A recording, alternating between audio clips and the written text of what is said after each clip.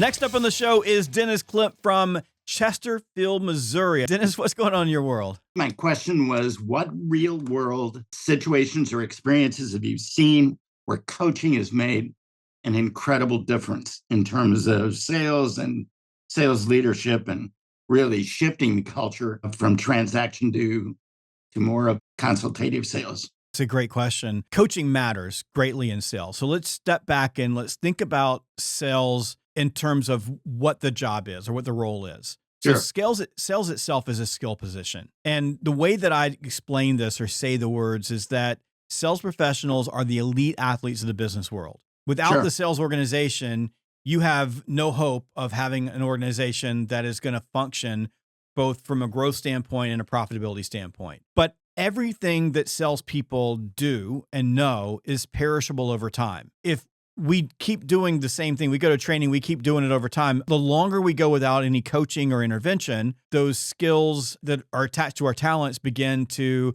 deprecate. They get worse. Absolutely. So if you don't put a coach in to intervene, then the salespeople aren't going to maintain their high level of performance. So that would be, if I started coaching at a base level, that's what coaching does. If we think about it from a purely training and coaching standpoint, the reason that we apply coaching is that after we train people, they don't all get out of training performing at the same level. Each person learns something in training. And at that point, we have to intervene as coaches to make sure that we're closing the gaps on the areas that the person didn't necessarily walk away with and internalize. Absolutely. If we look at pure data, what we'll learn is that if someone goes to training, for example, they go learn something. In 90 days after they learned it, if we don't coach them, they'll only retain about 13% of what they actually learned. But we also know that if we apply coaching in a situation with someone's been to training, that we typically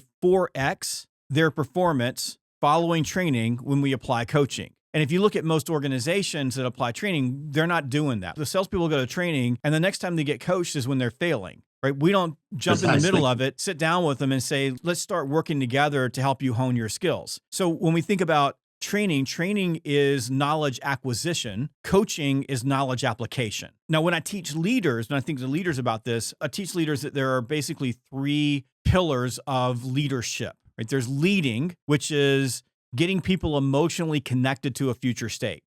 In other words, saying to your sales organization, we're going to take that hill, and you get them excited about it. Managing is the process by which you're going to take the hill. It's the execution. So leading is strategy. Managing is execution. 90% of strategy is execution. Coaching is getting the individuals who are lined up to execute the strategy, all working and rowing the boat in the same direction. So it's the what, the how, and the who. And if 90% of strategy is execution, 90% of execution is people. So if you're a leader and you have any inclination that coaching isn't going to help you achieve your ultimate goal, you need to think again. If you don't coach your people, you're going to have some people going this way, some people going this way, some people going up the hill, some people standing still, and you're not going to achieve your goal. So going back to your question, where do we see coaching making tangible results? Well, let's just step out of sales for a second. Let's go back to athletics, right? So we think sales professionals are the elite athletes of the business world. We're a few weeks away from the Masters, Augusta National. I'm from Augusta, Georgia. It is a magical time in our area of the world. I love going out to the tournament and sitting at the practice range. Sit at the practice range. You're going to watch the best golfers in the entire universe. Sales is hard, golf is harder, right?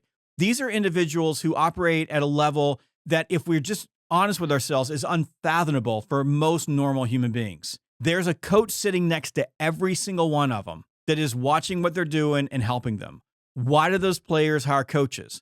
Because the coaches make them more money, because the coaches make a difference, because the coach can see the things that they can't see and are able to shine a light on where they need to improve. So when you go back and ask the question, where do we see coaching making a massive impact? I've got a client right now that has increased their market share in their market by 7 points, which is, again, unfathomable. Like, it's massive because they've applied a leadership playbook that is primarily focused around coaching motions of weekly one-to-ones, getting in the field, sitting side by side with their reps, because it's the only place that you can really coach your rep is sitting next to them and working with them, running, regular pipeline reviews where they're sitting down and helping the reps with deal strategy, where the entire playbook is focused on getting the leaders in front of their people coaching. That's where the money is made. And we can go from one organization to the next organization to the next organization and see that when we apply good coaching and leadership, they are going to win. Another great example of that is the client that I was just with yesterday, who is clocking in a 20% plus growth. I think it's 27%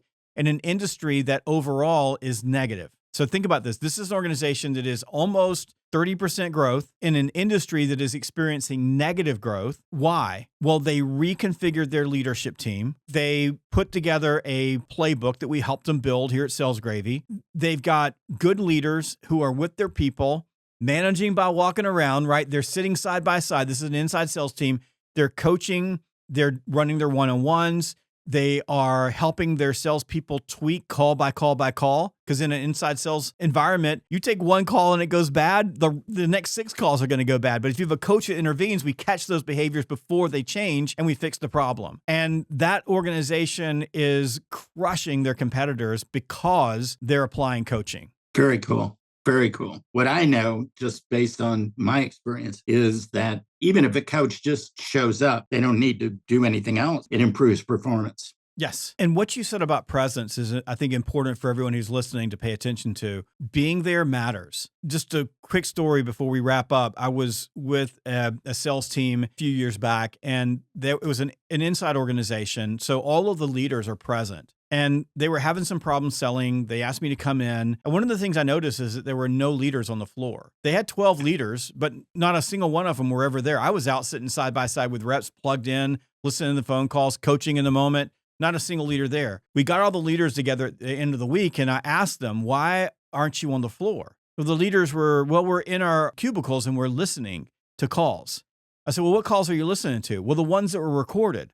When were they recorded? Well, a couple of weeks ago, and we just get them in a batch. I said, why are you listening to them? Well, we're grading them. Well, what do you do with the grading? They go, well, we sit down with the rep and we coach them on it. And I said, let me guess what the rep says to you. You say, listen to the call. Here's where we made a mistake. And the rep goes, oh, well, that's not happening anymore. That was happening 2 weeks ago. And they all nodded. They went, yeah, that's exactly what they say. Of course. Why wouldn't you just do it in real time with the rep where you can make a difference on the next call? Here's what they said. And you can't make this stuff up, Dennis. They said, when we're out there with them, they get better. I said, so when you go out on the floor with your salespeople, they get better and sell more?